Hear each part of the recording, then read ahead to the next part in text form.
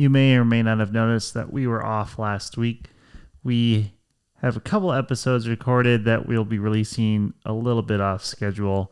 The plan is to do a little championship series with coaches and players from this year's D1 and D3 college champions, and hopefully both the men's and women's divisions. Today's episode is with Matt Gouchoe-Hanas, one of the coaches of the D1 champions, North Carolina Darkside. Matt also just finished his master's degree in sports and performance psychology and is starting up a private practice. So if you're interested in seeking consultation from a professional, reach out and we can put you in touch with him. This episode is brought to you by Kiko Socks. With a pair of Kikos, you'll have an experience that keeps you focused on your performance and not your feet. Use our coupon code POD15 for 15% off your order at kikosocks.com. I hope you guys enjoyed the pod. Be sure to follow us on Instagram or YouTube at podpractice_pod. Email us at show@podpracticepod or listen on Spotify at podpractice. Yeah, this was Do you have sick. any This was awesome. Gooch bombs? Is Joe playing Ring this year? Would you like to drop that on the pod? Joe's not playing Ring, but a man by the name of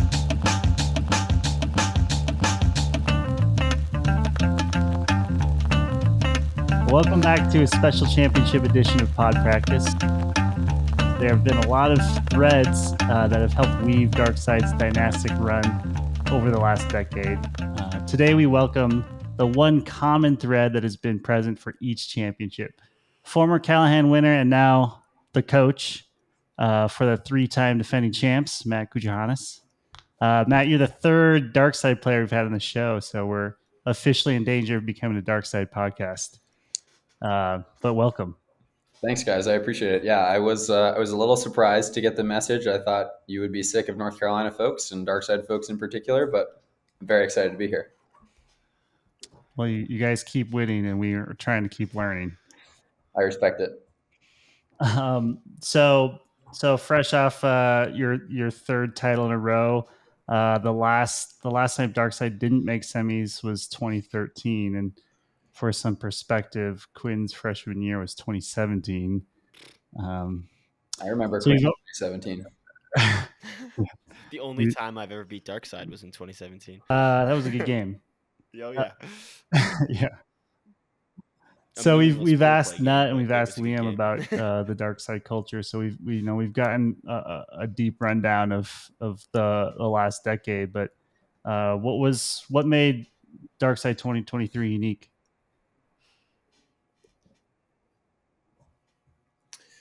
I think the last few iterations of Darkside and maybe this one most of all were really great at differentiating themselves from previous teams. I remember distinctly in the huddle before semifinals, we were waiting for them to do like the announcements or whatever, and the guy on the mic is saying a little bit about like our program's history, and they're saying, Darkside are the defending national championship, champions or whatever. And the guys in our huddle were going like, F that, guys, like we've got so much left to prove, like that was a different team. This is a new team. And it just continues to impress me how each season the team is able to, and the leaders of the team are able to cultivate like a new identity, an identity that is unique to the season we're in. That's what impressive how really stands out to the me about this program team. seems to stay. I actually have this further down the list, but we were watching one of the documentary 1, 2, 3 Darkside. Great name, by the way. One thing about that covered the second title in the three-peat, and one thing that surprised me was how convinced the whole team was that you were the underdog. And I will say, from my perspective, that was not the case. Kins, I'm sure, had all the confidence in the world that we would beat you, and I had some good confidence as well. But that is something that stands out to me, like especially you mentioning like this year's identity. what is it about Darkside that is it something special that creates that hunger, or do you think it's just the established culture at this point? Yeah, that's a good question. I think that 2022 team really did feel like the underdog, felt like we had something to prove because we lost some really important pieces from the fall. Elijah Long, Andrew Junks, Alex Davis, Raj Manaraju, like the list goes on. That group felt like they had a lot to prove that spring, and also, we had lots of injuries and weren't as successful in the regular season. And Brown was really successful. They seemed like obviously the team to beat. We knew Colorado was good. We knew Georgia had beaten us in the regular season. So I think that team really thought that they were the underdog. And we had a really bad first day of pool play at nationals, so we were pretty convinced. I think, yeah. I mean, and that was naive or an oversight or whatever, but it worked. We convinced ourselves of that. So I think this past year, like based on our regular season, there was no real way to perceive ourselves as the underdog, and so then it was again just that feeling of like each year you have something to prove. Like your previous championship was a different team, a different group of people. Like even if some of the same names are on that team, like people change from year to year and grow as players and people. And yeah, I think they just and we felt like we had everything to prove still because previous championships are just in the past. Do you think that underdog mentality kind of alleviated some of the pressure from you all during that season? I think like expectations, we talk about a lot on this podcast, but expectations are really hard to deal with. And that underdog mentality, I think, is a really good thing to foster because it feels like it alleviates that pressure. Did it feel like that for you guys? Yeah, I mean, I think that's true to a large extent. I also think that, like, while I do buy into the underdog mentality to some degree, I think it's also saying underdog sort of is relative to other teams. And I think more than anything, we were just great about focusing on growing that version of the team. And we had new pieces and new roles. And like, we were focused on ourselves and developing ourselves. As cliche as that is, like, that was where our focus was. At nationals, when you're more focused on other teams and like you've got to win, like results are really important, the underdog mentality really helped.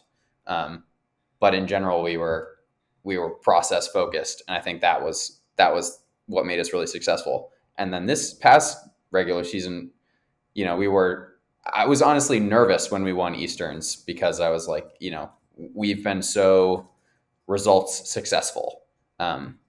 And as much as we tried to be very process oriented and we tried to put people in new roles and make people uncomfortable and help them grow, like it was just hard to avoid the idea that like losing nationals was going to be a failure if that was the outcome. Yeah. So that's the first time you won Easterns and nationals. Then watching the documentary, I think there was a part in there that said every time you won nationals, you lost Easterns. Yeah. And I think until Brown won in 2019, no team had won Easterns and nationals, is my understanding. Darkside apparently had won Easterns in like 2002 or 2003 is what we found out in the alumni group me afterwards. But obviously we weren't winning nationals back then. Yeah. So as someone who's won so much across all divisions, not like what is winning? How does the feeling of winning evolve, and what is most important to you over the course of a season when building a team?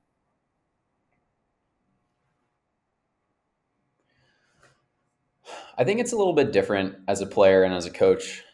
So I guess the first thing that comes to mind is as a coach, like I do experience relief. I'd be lying if I said that I didn't feel relieved when we scored the final goal. A month ago or so, less than a month ago. And then I feel like a lot of pride and joy for the athletes, like for the players. And I remember the feeling of winning as a player. And so I love watching them hug each other and cry. And, there were guys on the team who I had never seen be emotional before. And that was really special for me to get to see some of those guys. Like I'd never seen Dylan Hawkins cry before. And that was like really touching to see him be emotional at all. As a player, I think when I've won in the past, it's been like very surreal, and I have not known like what to say, or I feel like I'm pretty inarticulate in those moments. By the way, that's a word that I would never and use to describe you, maybe inarticulate. You do seem very well put together with your words.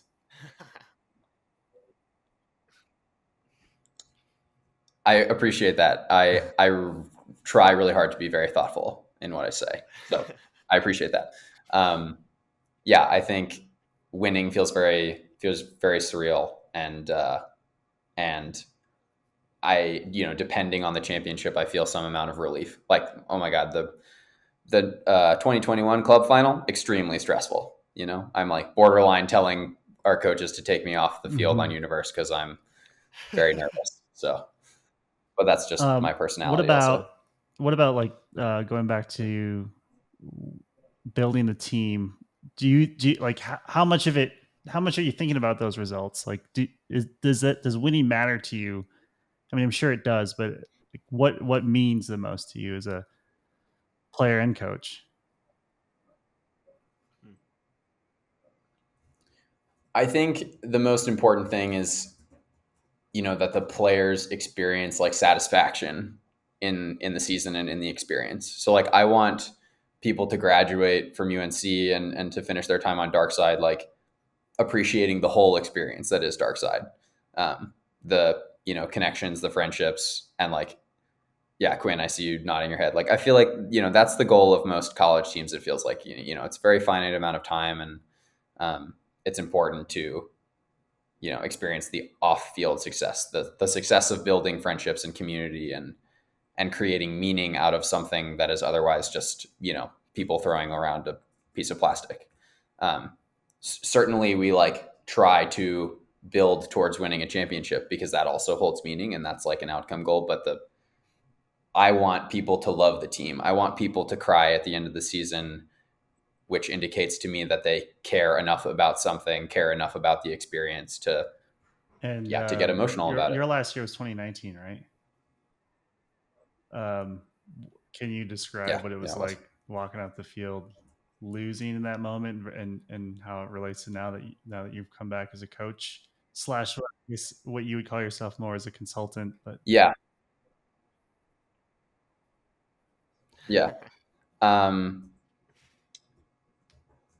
lots of emotions. I was embarrassed, for sure. Like we got embarrassed in that game, and we were unprepared, and I was unprepared. I didn't play my best, and so I was embarrassed for sure.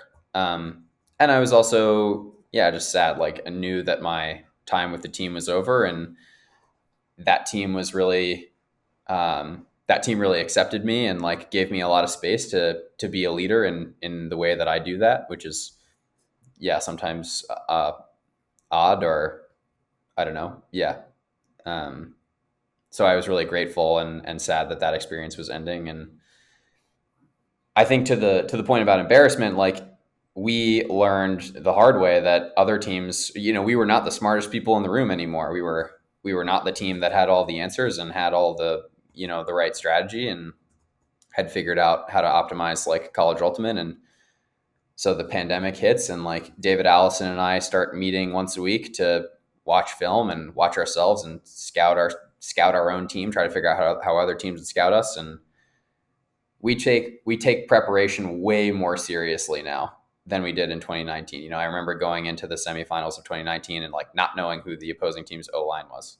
And, at this point, like we scout for hours. We show up for the first round of every game and stay until the last round, and we stay up late scouting other teams. And that, I'm sure that doesn't make us that unique. Like I'm sure other teams do that, but it has totally changed the way that we approach preparation as coaches. So that really stung for me. It felt terrible. It really stung for the other coaches. David, takes that really personally, and it's informed the way that we help the team prepare for the most recent nationals. Talk a little bit about this year's team. Who were the unsung heroes, and did you have an MVP? Yeah, that's a good question. I think I'll take that in two directions. I think I'll highlight some MVP candidates, and then I'll try to highlight some unsung heroes. Um, I think Ben Dameron established himself as like one of the best players in the division. He was dominant, across the board. He's got a knack for getting open when it's hard for other people. He is a dual threat, and he projects the kind of confidence that I think is required for, a team like ours who comes in with high expectations and, honestly, like has a lot to lose, right? It's like there's nowhere to go but down to a certain degree. And so Ben's confidence is really important for our team. Kevin Pignoni, also super important. Like that guy drives our D line. That guy is responsible for breaks. He's also responsible for a lot of the intensity and like he's a really crucial leader for that group. In terms of unsung heroes, like I think Andrew's in the room with me and he's become a little more sung, I guess, if you will. But there have been leaders on Darkside who have been given like lots of credit for driving the program forward. Like Nut and myself and Liam have all been given lots of credit as like, leaders of Darkside who have helped us move in the right direction. I think like I don't think that people know, what Andrew has done for the program and he's really inspired an incredible amount of buy-in that I think is what is leading to the team's success in recent years. And so he just deserves a lot of the behind the scenes credit. I'm trying to think of other people that really stand out to me. I also think like John McDonnell, who we centered to, at the end of the season. Like, I don't know how many people know that dude's name, but that guy's the best break thrower in college ultimate. And his ability to possess the disc is incredible. And like, he's very old at this point, but for a college ultimate player, but like as the O-line coach, it gives me incredible confidence to have John on the field and I'll really miss him. My stress levels will be much higher next year, I think. No shade to Rutledge or, anyone else who will be asking to marshal the backfield. But I think off the air, like last time we were talking, Kins was singing John McDonald's praises, and like he wanted to get John on the podcast. So maybe I don't know how sung he is, but for us, we definitely know who he is. Yeah, that's good. I mean, I think people should know who he is, and I'm excited to see him break out on the elite club scene this year. He's the new Sam Little. He's the next Sam Little. Oh, I like that take, Not Kins. really. I'm into that. Not in terms of player. Yeah, player build, but in terms of No, I'm with you.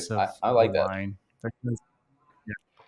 Just underrated. I thought he was. I just think he's good. I always thought he was good. In one of our first pods, for sure, we were just talking about throwing, and John came up. It was one of King's first the first people he mentioned. True. I think, gosh, after one of the times we lost the Darkside at Nationals, I'm trying to remember which one. It was mostly the semis that we lost that I was impressed with his mostly really quick break around backhands that would sit and he didn't very minimal movement is going on, but just I mean, I think connector is a good word. Just nice to have him back there pinging the disc around, and it is not. Definitely underrated. He got us out of some really sticky situations in that semifinal, if I'm remembering correctly. Going upwind in particular. Yeah, it was especially the upwind ones because when I feel like a lot of people feel like they have to drive a throw, and he's throwing this little kind of no pivoty sitting backhand that has just a lot of wrist that most people aren't able to get on with that little movement. It was really valuable. And he for threw those, especially the the game winner upwind in 2022, points. didn't he? And that was a round break. Yeah. A little around, high around flick. Sort of that space that looks so easy to access when a good thrower like John throws it to, but so many people look that off. But if you just if you're able to shape it and put it with the right kind of touch, it just looks so effortless for him. Yeah, like his is shaped Yeah. really nice. Mine comes out like really high and angled and falls really quickly. His is like a little more spin. You just throw with a lot more edge, I I feel like. throw a lot of Like it. you I'm throw. kind of lazy. Yeah. Like is what I realized. I think Yes. I'm a little Yeah. lazy with like breaking the mark and rely on the fact that I'm just like lankier than a lot of other people. That the other guy that you were talking about, Andrew Lee, though. Shout out to Andrew, who can hopefully hear me. I didn't really know who Andrew was until 2022, and all of us after nationals were like, "Who the fuck is this little zippy dude that's getting blocks like crazy?"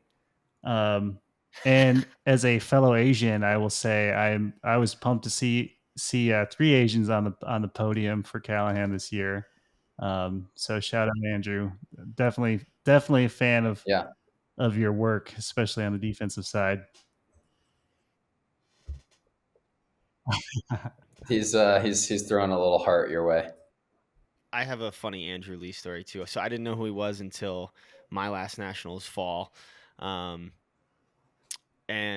I'm just like beat tired. We had turned it like 3 times in a row. You guys broke us like twice in a row, and we turned it again. And he's just running this relentless give and go. And I switched onto him, and he's charging at me with just like the biggest grin on his face. And I'm dead tired. I can't guard him at all. And he just like chisels, gets it, and then throws a score. And I just like want to fall down and cry. But like, it's just because he's just running at me with a grin on his face. I'm like, God damn it, this guy. Like, yeah, just to kill me. Andrew's one of those like D-line guys who just relishes the opportunity to make like the offense's life miserable. Like he's just like, oh, it's funny that you are uncomfortable trying to get open on me. Like it's funny to me that you now have to like run around after me as I don't always play the prettiest style of offense, but God damn it, I run around and I make you hate running around with me. And he adopted my no pants, well, not mine, but the no pants style at nationals too. So I of course I had to notice, you know. Yeah. He gave you a thumbs up for that one. So yeah, talking about like that give go style and the break mark stuff, like how would you describe Darkside's play style, and how is it translated across all of the triangle? You know, like you move the ball so quickly. And earlier I was thinking how you were saying some cliche and you calling yourself on it, but out on it. I kind of feel like Darkside is the manifestation of all the cliches who like fully implements them into reality. Same thing with pace of play. Like we all say, move the disc out the sideline, you know, hit open hands, etc. And Darkside does it. Also, the Pleiades do that.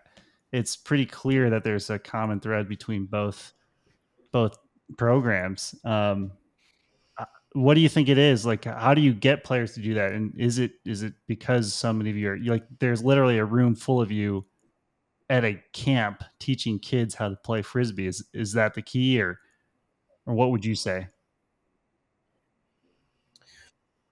Yeah, I think it's really important to highlight the role that 3v3 plays in the triangle, and particularly at UNC. So we play 3v3 on a 30-yard long, 20-yard wide, 6-yard end zone field. And that is enough space for people to rep a lot of the kinds of patterns that we use like in sevens. We also play stall 1 to 6 a lot. And so people just get in the habit of like progressing through their progressions quickly. And people are just used to moving the disc quickly, used to moving the disc and throwing the disc into small spaces and making quick decisions. And I think that has served us really well in not only like player development, but also building habits that we think are good habits for the big field. I think that's got to be the main thing that stands out to me. And then obviously, we have all these ideas, like we understand, the cliches that you mentioned, like getting the disc off the sideline, swinging the disc, like those are words that we say for sure and say at all levels. And like, yeah, I coach a high school boys YCC team, and like those guys hear the same thing that Darkside hears, but the mini makes such a big difference. Maybe we need to stop playing so much fours out here. Take away one of those people.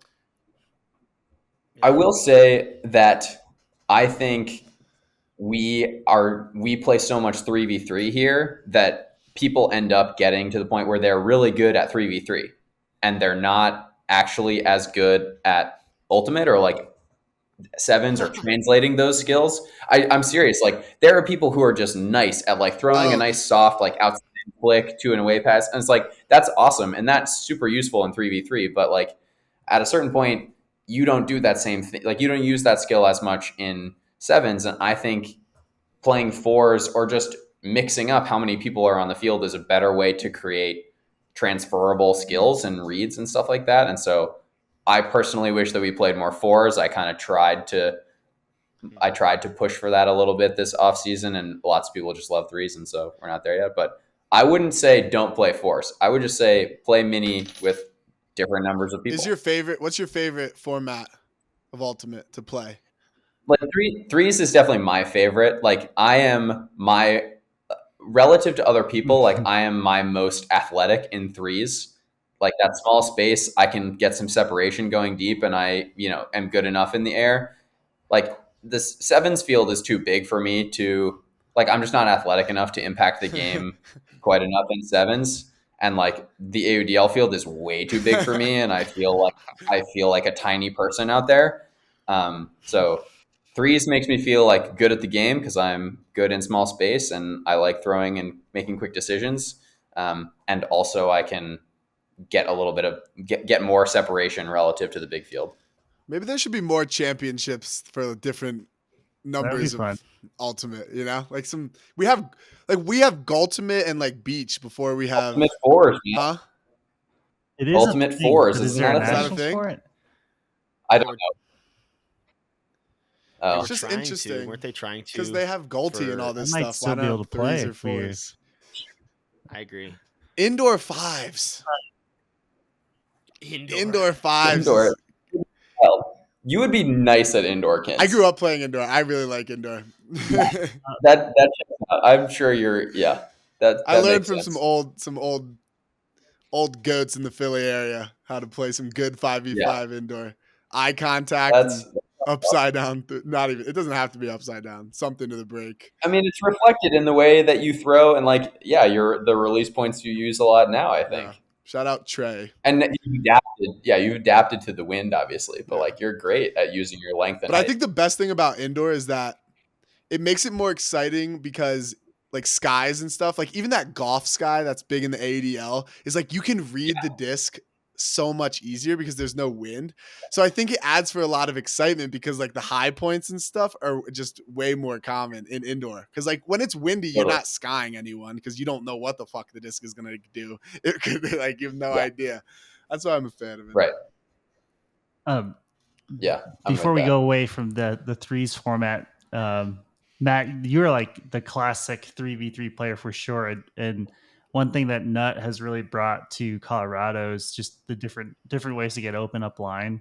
And one of them in particular, he has a bunch of clips of you on a little headsy move on the hitch. And I know, so you are now a B Ultimate athlete. I forget what your logo is because they've done like silhouettes of all the players. Whatever it is, it's wrong because what it should be. Yeah. What I think it should be is you're like attacking upline, but when you pause, nobody can see me, but when you pause like in front of the disc with your hands kind of out, ready to like, hey, I'm here. I'm offering you this option right now. That's like the classic Matt pose to me. The like kind of athletic hands ready to pancake the disc. Yeah. Send him an email. That's let him know. It's funny that he showed you clips of me because like that's classic stuff that he taught me when I was first becoming a handler my freshman year of college and my sophomore year, and that's just like stuff that we would get out on the field and he would be like, all right, here are my moves, try them yourself. And like that one is way better suited for me than it is for him because he's tall and doesn't move his feet as fast as I do. But that's funny that he showed you. If this was Star Wars, which Sith Lord would you be? Like, are you? Because Nut would be like, is Nut Palpatine? Was it Mike Palpatine? Or is D Palpatine? But then what does that make Nut?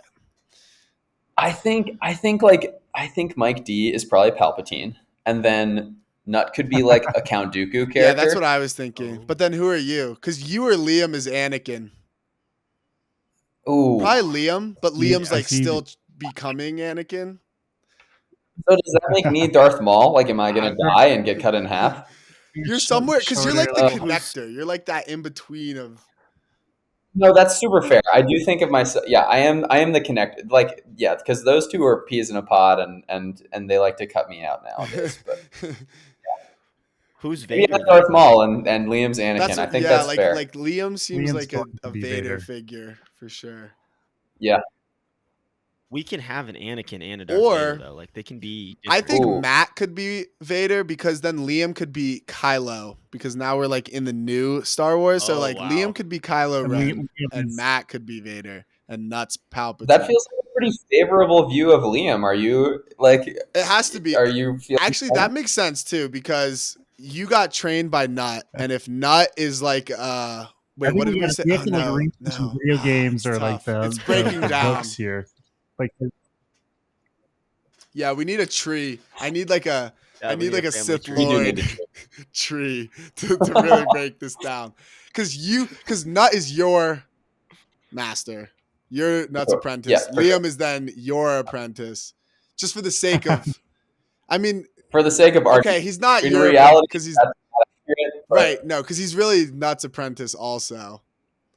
Yes. Right. Yes. Yeah. All right. Well, we'll get back to it. We'll make a little family tree, and maybe honestly, Nut is Palpatine, and I'm Dooku, and Liam's Vader, and then Mike D is whoever came before Palpatine, or something like that. Yeah, I think so. And then a Kylo is still coming. I liked Liam being Kylo because Liam's secretly a little emo. No, that's why I like Liam as Kylo because he's also like he's like also he's like I think I guess I experience Liam very differently than other people, but I can see why you would. But Liam is also kind of like Luke because he lives in his tiny house, kind of like Luke lived on that tiny little island, like out in nowhere. So like Liam is also a very good like Luke figure. But have you all seen pictures of that place yet? Well, I saw it I saw it in the documentary. There's like the little at the beginning. Yeah, that's the only time I saw it. He does. That's cool. He does cool. owe us a few things. One, a spreadsheet of his turtles' names and sizes, and two, a woodworking project. Oh yeah, that's cool. I'm excited. I'll remind him. I mean, he'll watch this inevitably, and he'll be reminded. That Star Wars tangent, Kinsey, you had my. Yeah, it was a good tangent. It's also because I really want to be like Luke or Obi-Wan or someone. I really want to strike them down because I kind of want to restore balance to the Force. But it's too late for that because, I mean, like, really balance needs to be restored in college for the most part. For sure. The balance is kind of there in club. I guess, so there, from that standpoint, but someone needs to come along and restore balance in the college game. I don't think you can, like, obviously we're Darkside, so, like it makes sense in the college sense. But, like, North Carolina is not the dark side of the Force in the club division as much as we wished or wanted to be. Like, way harder. That didn't work out. Yeah, way harder. But in college, it's like someone's just been playing like the third movie on repeat and like forgot to go to the next one where the good guys come back. Like the Death Star just isn't blowing up. You know what I mean? Like we put the bombs in that like tiny little hole and it's not blowing up. Like why is this whole thing not blowing up? The fuck is going on? There's no cutscene of Gouchoe-Hanas like spinning out into space. Like what the fuck is happening? That's some bad pilots, dude. The pilots are garbage. I mean, it's gonna happen. It's bound to happen at some point, right? Like, I feel like this is what happens in sports when programs are dynastic and like do really well for years on a time. It forces other people to adapt and like, we're trying. Yeah, like Someone's gonna come along. Fuck, it would be so good. You know how they make like the Game of Thrones or something like I NBA, love where those. they made those little animated like shorts of them. Fuck, that would be so good for college or like for Ultimate. If it was like a Star Wars little animated thing, that would Why be can't I see the so name funny. of that? That would be so Oh, good. God, yeah. Game of Zones. I was so sad Zones. when they stopped making those. Game of Zones. Yeah, it's Game of Zones. Yeah. Yeah. I know those were really funny. There's a lot of potential for one of those in Ultimate, definitely. Okay. Dude. We can go. Let's get off the Star Wars tangent that I took us on. I'm completely lost now. I feel like the Kings enthusiasm is so infectious. It's just like, all right, we're here now. We're in this tangent, and like, there's no coming back until it really exhausts itself. It's exhausted now, but it'll come back once I start making the little docu-series of like animated clips, which will be in like a few years after I learn how to make docu-series and animated clips. I can't wait. All right, next question, Mikey. All right, go. Well, maybe we'll move a little bit. Get us back on I don't know how track. much time we have with you since it is so late there, and I don't. Are you in a dorm room? We're doing okay. Okay. I'm doing okay. I'm in like a little lounge. Yeah, I'm doing all right. Cool. As much as we can tie back to Darkside, I would love to, but I'm kind of curious what your thoughts are about Jack and Ryan leaving Ring, moving up to Pony. Yeah, I mean, I'm sad that they won't be playing with us. Like, those are my guys, and particularly Jack I've played with for a long time, and we've been friends for a good bit now. But like, I'm not one of those people that is really into like trying to convince people to do things. And so, when I got the sense that, and when they, straightforwardly gave us the sense that they weren't going to play for us, and that it didn't make sense for them to keep traveling down to North Carolina and leaving their significant others and jobs, whatever, I was like, yeah, man, we don't get paid for this, and we do this for fun. And well, I guess they get paid for it in a way, but I understand. Like, it's a bummer, but it makes so much more sense for their lives, and like, that's what's most important. So, will I be a little bitter the first time I see them and play Pony? And yeah, maybe. But at the end of the day, like, I totally understand, and there are no hard feelings whatsoever. But I'll make fun of them. I'll try to annoy them in the ways that I know I can annoy them. I was wanting to describe Jack as Darth Vader for betraying, but I realized he's not actually a Darkside player, so I couldn't name him as such. Yeah. Yeah, he's like a bounty hunter. He got his type guy. Yeah. Yeah. He got his hit out in 2017 too. So do we start? Is this Pony team like? Are they like? I don't know. In the discussion for, because there's like the revolver teams that I feel like were like very talented and top to bottom, and now I feel like like I was talking about it with my roommate just a little bit. We're just going through the names, and I mean, holy shit. It's I mean, dude. you all have got to be feeling like some of the attention is going to be taken away from you and the repeat, because everyone's. It's awesome. It's great. Like, I would be thrilled. You should be thrilled for sure. A team, everyone's going to be like, if Pony doesn't win, what a failure. And it's like, what about Bravo, who's going to return lots of good players, and they played incredible in nationals. Yeah. So. The target is definitely on Pony's back, I would say. I love that for you. I feel love like that. The target was never on our back. That I kind of felt, maybe this was just me, but I kind of felt like people. The idea was that it was kind of like a one-hit wonder kind of luck type thing. I think it was surprising a little bit, but like at the same time, based on how you played, I think it would be naive to think that it's like a one-hit one. Like, you've got great pieces, and you clearly, like, you've got strategy, like you've got tactics that work, and I think it would be silly for teams to think like, oh, Bravo's not. You're just super thoughtful, Matt. It's like all the stupid people out there who don't really know what they're talking about. Those are the problems. Sure. Yeah, well, it benefits me to not be one of those stupid people because I want to be prepared for teams that I take seriously, and you're for sure going to be one of those teams. And I would like for other teams to pay more attention and to be less stupid, so that we maybe don't have to play you all in an elimination game. But Kins has I a guess question we'll cross highlighted that here, bridge when we and get that to it. is like, how do you flip the switch between being a coach and player, and sort of along those lines, like as an opponent of us going into 2023, how would you scout us? What would you be most concerned about, and what do you think? Like, are you worried? Are you thinking about the way we play defense? Are you worried about our offensive style? What are you thinking about? Yeah. So sorry. When you ask about switching between a coach and a player, you're asking about going from Darkside to or now like playing transitioning club, even from a correct? Darkside player to a coach. However you want to take that. Okay. I'm happy to talk about switching Darkside player to coach, but for now I'm gonna go the club go route. the other route. That's what I'm interested in hearing. Yeah, I'm.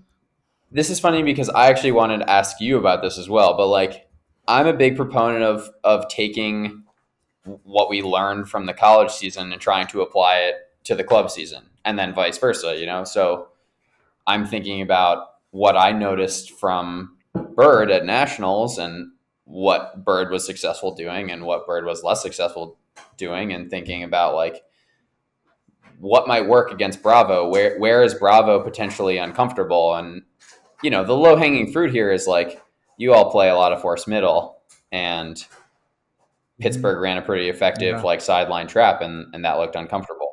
And so, it would be silly to not think like maybe there's a way we can come up with some sort of trapping scheme to like make Bravo uncomfortable. That the offense feels a little different to me. Like, you have a lot of talented offensive players, but you also seemed to play a slightly higher risk style than a lot of the other teams last year. Shocker. I think like, I don't know. I think at the end of the day, that worked out pretty well. And I think maybe people have skewed too far towards the small ball, like never turn it over. Because then if you're one of those teams whose identity is built on never turning it over, then, you throw a couple turnovers and you're like, what are we doing? Like, are we good at what we've tried to do this whole season? And all it takes is like, if your offense is not used to playing defense, or you're just uncomfortable with the idea of turning it over, then all it takes is like one bad game. And then all of a sudden you're down 4-1 in the beginning of the national championship game, and you're not in a place you've been before. And that's like an oversimplification of things in general. But yeah, I guess I'm not as worried. I don't mean this disrespectfully at all. I'm not as worried about like figuring out how to get the disc from you all, because you still take more risks than the average team. But converting breaks and like getting enough turnovers to win, and getting enough breaks to deal with your defense, which is clearly super successful, seems like the big challenge to me. It's funny the way you're talking about like us is like our coach TK doesn't, he does care about how much the O-line turns the disc, but he says that he doesn't really, and he just cares about how we play defense after the turn. Yeah. And how I interpret that is not like, kind of how I interpret that is like, all right, let's huck it. And if it works, it works. And if not, let's fucking play defense on a 70-yard field. Let's do this. Like, yeah, man. Like, so, yeah, we over-indexed on the like don't turn it over and possess the disc at all costs, and then it was like obvious to other teams by the end of last season, like, oh, you should front the bejesus out of ring and like try to make them huck it to Ryan Osgar. They're not going to do that.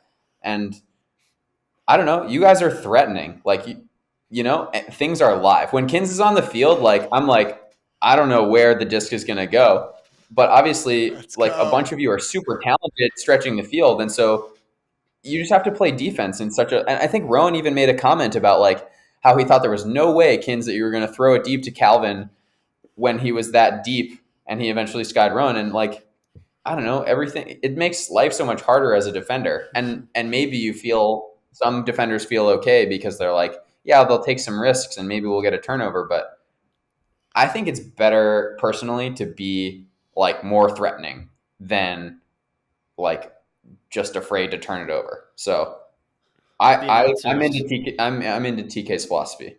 Yeah, the announcers said the same thing when Kins threw that a 1,000,000-yard backhand to me in the final two. They're like, he was too deep to throw that. There's no way the defenders were ready for that. And he threw That it was like one of 100 the yards. coolest. That was one of the coolest. Like, I'm a big sucker for just like watching the frisbee fly in the air, and that was sick. it looked awesome, Kins. I was like, I mean, Kins, you've been one of my favorite players to watch in all seriousness for the last couple of years, and that was tell him that. He already told me, and I was gonna tell. He told me at the Callahan Award thing, and I was gonna say how that meant a lot to me, and I appreciate it. I was so serious, dude. Like in the fall 2021 Nationals, watching you play, I was like, dude, the Alex Atkins experience is my favorite experience in college ultimate right now. And so when you threw that in the finals, I was like, dude, this is sick. Like, this is fun frisbee to watch. I like watching the frisbee fly. Like, it's uncomplicated. That was dope. Yeah. Just force Kins flick. That's all you Why? These are good That's a good tip. tactics Thank you, Quinn. from Matt right now. Just ballooning Kins' ego as much as possible. That's no, because you catch us when we're hot or like when I'm hot. That's the worst thing. You want us when we're cold. Yeah. You want us thinking about I'm a big kill you with kindness kind of guy also. So, I don't want to get Kins riled up at all. You already got me riled up with the whole turnover, low risk nonsense. I'm riled. Yeah, all right, fair enough. No, that is funny. The balance of long ball, short ball is one I feel like I think metas will go back and forth, but I don't think there's one true answer as to which is, because obviously the ideal of like we'll just never turn it over and take like all these short passes sounds really good, but then like neglecting the fact that like sometimes deep throws, especially when it's not windy, like aren't, you should be able to complete those. It just to ignore them it just seems like there will never be one correct answer. Throw to the open people. Yeah. That's the meta. Throw to the person that's open. It's so simple, but I think that's so right, Quinn. Like at a certain point, the successful offenses are going to be like predicated on throwing talent. It's like, can you execute the hard throws? Can you execute the throws that the defense thinks are hard? And right now it's like, can you throw deep throws well? Because most teams seem like they think that fronting is the meta. Like front, make you throw deep throws. Those are relatively harder. If you hit them, you're going to win. And if you don't, then like you're going to try to see if you can dispossess the other team. Yeah. Yeah. The thing where it changes, I think, is really when it's windy. Like when it's windy, and which a lot of tournaments are, like that's when the like truck style of offense is like, holy shit, it's so good. Because like maybe there's like one direction that you can huck. And also, like I said, when it's windy, like the skying kind of goes out the window. So if you have a bunch of athletes, like it kind of reduces that factor. Whereas like then all of a sudden it's not windy and it's like, all right, let's fucking rip, because then it's kind of impossible to stop when you have like good athletes going deep and you can put it in the right spot to a favorable back shoulder pass where they're just going to be able to go up and get it. Like, so that's, those conditions I feel like are a huge factor in like what offense is really working well. Yeah. I mean, I think the variability in conditions also just helps explain like why the meta changes and like why different things work in different situations. Like, I don't know, in the AUDL in the South Division, we play, games at 7 p.m. and there's like no wind. So, for example, like who is effective on defense is very different in those conditions than like a tournament at, a tournament game at 11 a.m. when like there's 10-mile-an-hour crosswind or whatever. The game is just completely different. Not to mention the field size. What's your preference between AUDL and club? It's club. Yeah. Quinn, you knew. Yeah. The field's too big, man. And like, I mean, I already talked about, I feel more at home on a mini field. The field is too big and I'm not quite athletic enough to make a huge impact. And get enough separation in that big space. So it's just not skewed towards my strengths. And then I would say another issue that I have with pro is the way that the refs impact interpersonal interactions between teams.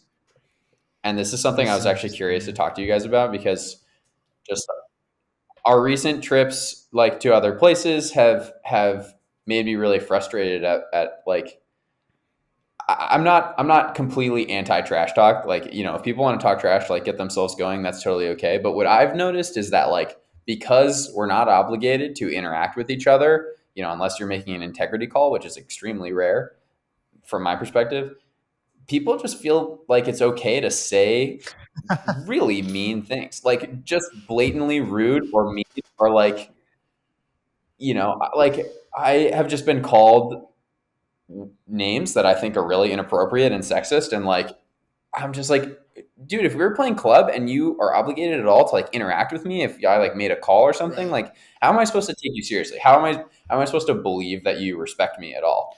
And so it's okay for people to like talk trash to like hype themselves up or whatever. But when you start saying like really personal and like mean shit, that just, You're I don't also know. playing I like don't like that. 3 Texas teams in Atlanta.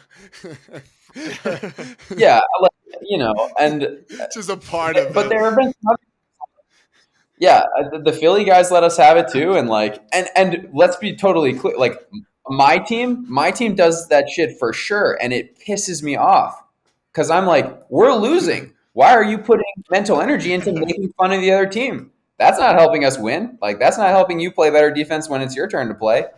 So I don't know. It's hard for me to imagine going to club and seeing some of these dudes who have said some things, and I'm like, we're supposed to like get along now. No. Like, I'm supposed to pretend like Yeah, you didn't say that.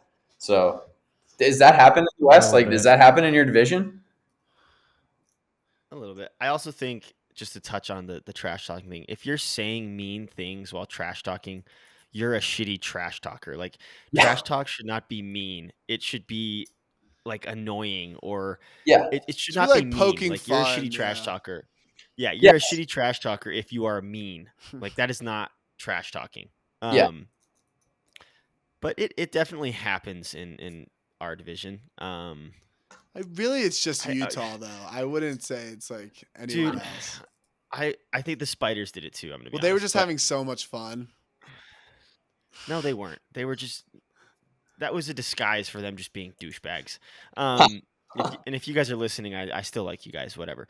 But in our last two games, like, it almost felt like they were taking advantage of referees being on the field and like being really, really handsy, being really, really grabby, stuff that does not get called, that would absolutely get called instantly in club. Like, Yeah. and it just feels like you're almost taking advantage of the game. And that kind of happened in both the games, more so our Salt Lake game last I have a week. pretty complex Yeah. view of these things. I mean, I don't know that club inherently makes people act more civilized. I still feel like people cheat. I still feel like people make really terrible calls, and it, and now my anger Yeah. is directed at my opponent instead of some, third party person. And I do think that there's Yeah. a lot of room for improvement with referees that I'm hopeful for. I don't know if it'll happen, but I think in general, what I would Yeah. recommend to refs is to blow the whistle a lot more early. I think there are a shit ton of fouls on the mark, especially. I think they should just be really mindful of those. Like on pivots, I just see so many of our throwers getting hacked, where it's like kind of hard to see because they're both moving, Yeah. or like just jersey grabbing, hand grabbing. I would like, honestly, like I don't really feel like I need them to be I don't need them to be looking for up and down or in and out or whether it's a goal or not as much. I'm like, obviously when the disc is in the air, it's pretty obvious where your eyes need to go. But before that, I think they need to Yeah. have a very firm eye on what's happening on the mark right away. as soon as the first pull goes up. Yeah. And what is who if someone takes the lane, what is the contact between those two players before the cut happens? Because those are the things that I think affect and change the game the most to make it non-club like and to make it not really enjoyable. Mm-hmm. Yeah, I very much agree with that.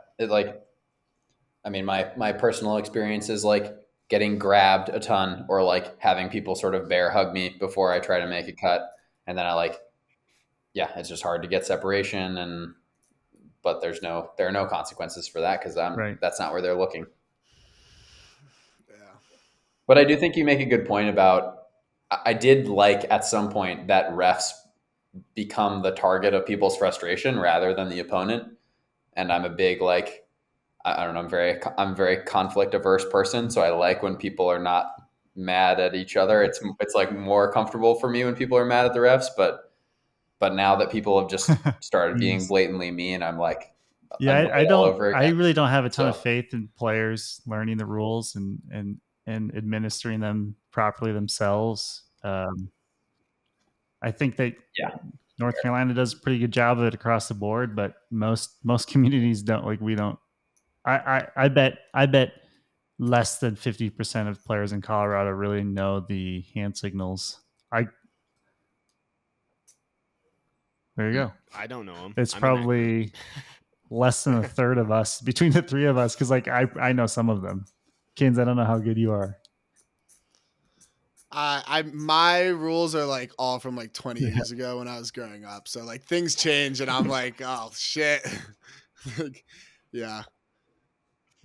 Quinn, you didn't learn the whiff diff hand signals for U24? I knew a couple of them then. And okay. Usually if it happened, I would just look to the sideline and be like, does anybody help me out? And then they would all make a bunch of motions at me and I'd just give the disc to someone. It's yeah. I mean, I think there's gonna be negatives to any, I don't know, format, whether it's self-officiated or the officiating. I'm either there's shitty calls. There's always gonna be shitty calls and wrong calls, and so it's you just I don't know. It's definitely important to not expect perfection from anyone. Yeah. Refs aren't going to be perfect. Self-officiating is not going to be perfect. And I think if people operated under that assumption or gave other people more benefit of the doubt, people would be less angry but people care. So yeah, bad calls are frustrating. Yeah. So what if AUDL was on a club size field? I think I would be more amenable to pro if it were on a smaller field. And I think you often reference safety with regards to tournaments and how tournaments are unsafe. And that I agree with that for sure. And my body feels a lot better when I only have to play one game at a time and makes Frisbee more enjoyable when I'm not afraid to run or accelerate or things like that. It's hard for me to imagine club on the big field, but I guess that's kind of what our practices are like. So yeah, I think that would be okay too. I think I think refs are fine. I just think that they can't call everything. I think if refs made active, receiving fouls, in out, if they were observer in the in out stuff, if they made active up down calls, if they made active fouls, receiving fouls, but then players, there was self-officiating for marking fouls and infractions and picks, I think would be closer to something that I would appreciate, at least. I almost think there needs to be there's 4 refs right now, or is there 5? There's 4, right? 4. In the UDL is 4. If there was 6 to 8 of them, yeah, which is unrealistic, obviously, where the sport's at right now. But if there was 6 to 8 of them, I think they could do it if they all had a specific job. Mm-hmm. If one was looking for marking fouls, if one was looking for picks, it could be pretty good. And I also have a comment on the tournament versus a single game. I'm all for the single game format. I think I enjoy it more. Mm-hmm. But in terms of safety, I think this is just an AUDL thing, but I am very fortunate to have never had a contact injury in club, or really an injury in club, even with the tournament. But in the year and a half I've played in the AUDL, I've had a couple like minor injuries / major injury scares and a major concussion. Yeah. So I think it's just a product of maybe the AUDL being players being like physical and being less risk adverse. But that's just like an observation from that kind of conversation you guys were talking about. I'm with that for sure. I mean, that contributed to, like, we had a big debate at the end of this college season with some of our college players wanting to play in Flyers games, and our coaching staff was really afraid of guys playing AUDL games when it's a very physical version of the game, and yeah, it highlights like aggressive play and aggressive physical play, and I'm like, I would feel like such a moron if one of our best players was playing in a Flyers game and got hurt 2 weeks before college nationals and couldn't play. And at the end of the day, like, they're adults and that's their decision to make and not mine. But that was a really hard conclusion to come to. And I was definitely really afraid that Dylan or Kevin was going to get hurt in one of the games they played before college nats. And then the AUDL posts, like this just kind of irks me. Like they post like highlights, quote unquote, and it's just the worst foul you've ever seen. Yeah. Like it's just the biggest foul you've ever seen. It's like, look at this 6 guy. And it's like, he literally laid him out and then caught, like, it's like, that's literally the one I have in my mind right now. Like massive sky, but he fouls the absolute shit out of him. Yeah. I mean, I don't have a strong opinion on that play in particular, but I totally agree with your point, Quinn. I think highlighting dangerous plays is just like bad for player safety and like bad for the sport. In my opinion. And all those people that want to be on the AUDL then try to make those plays and hurt people. Yeah. And it's just I have an issue with that, like a serious issue when those get posted, or even when teams are posting like their team spiking on it, like on other people, like directly on them. Like I have no problem with spiking. I'm very pro spiking, but I agree. Yeah, but they're literally spiking it like on the person and staring them down. Like, why are you posting this for the masses to see, for kids to see, for fans it's just not a good thing to be doing. Just kind of a tangent for me, but those are some good points, and do make me feel a little shameful that I do really like the product overall, but you're right. I think you can like shame on you, Mikey. I mean, I like the product too, and you can like the product in not like every piece of it. Like I enjoy the product as well, but there are a lot of pieces that I am against and I do not like. Yeah, it's just aspects of it. Matt, what I wanted to ask you, and when I was talking about the coaching question, was like, do you turn your coaching brain off when you're a player on a team, or do those, like, are you still thinking about strategies, lines, like when you're on Ring, right? Are you a captain on Ring or Flyers?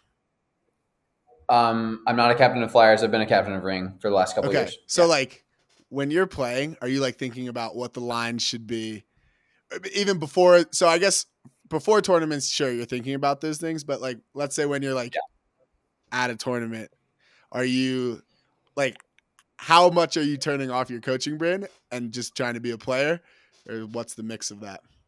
Yeah. So definitely, I'm definitely less assertive as a player when it comes to like expressing my opinion on strategy.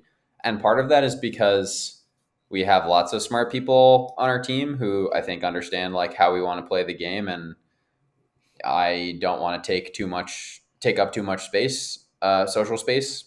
So I'm not always that assertive. When I feel really strongly about something, for sure, like I'll say it. And lately during Flyers games, like I have very strong opinions about the way that we're operating with the disc on the trap sideline. And so I'm like a broken record saying the same shit, like in between points about how we need to adjust like our progressions and timing and stuff like that to make sure we're setting ourselves up to switch the field or like generally not turn it over. I would say like when I'm on the field, it's instincts, and it's just like my MO on the field is like to make other people's lives easy. So that's the only thing I really like, I guess I'm conscious of, but as I watch, for sure, like, yeah, I think it's important to think critically about the game. And that feels like my responsibility when I'm a captain in particular. Yeah. Part two to that question. Do you think that coaching has made you a better player? Yeah, 100%. I mean, and this was something that like Nut convinced me of, or, didn't take much convincing, but he was like, yeah, you're going to become a better player. Like, Nut passed, this middle school coaching job down to me when I was a sophomore, and was like, you're going to become a better player if you can, understand all these basic concepts or nuanced concepts enough to teach them to other people. You're going to understand the game better. It's going to force you to think more. And, I think most of all, it made me a better captain of Darkside in the long run. But yeah, I think that I process the game much faster because I understand patterns, and I try to, like, I know what to look for, and that comes from coaching, I think, or for me. I wholeheartedly agree with that. I bet you already guessed where that question came from, or who told me that coaching made you a better player. But yeah, for sure. Yeah. And on the topic of Nut, I have a comment on what you said about your play style and how you make other people's lives easier. Nut always talks about how you make you're generally not the central handler, like you're generally the dump. And he said that playing with you as like the center handler, like I think you made his life really easy. And he always talks about how you make Saul's life really easy. You make the players that are around you way better. And it's something that I never thought about till he mentioned that. And now watching you, I'm just like, yeah, you got to be like the best reset in the game that I've ever seen. So I appreciate that. Yeah, I frankly don't think of myself as being super talented at the sport. Well, like, okay. yeah, I'm fine. Like, yeah, I can. I'm above average, but like average is a low bar, honestly. But yeah, I think my superpower is making other people better, and that's like what I try to do, and try to be unselfish. And I think honestly that Nut is like very much responsible for that. Like when I became, a reset handler for Darkside in 2015, my responsibility felt like it was just to throw it back to Nut and to get open at stall 7 when he decided that all his downfield options were exhausted. And I don't know, like, yeah, that is how I learned how to make other people's lives easier. And that's central to the way I try to play the game now.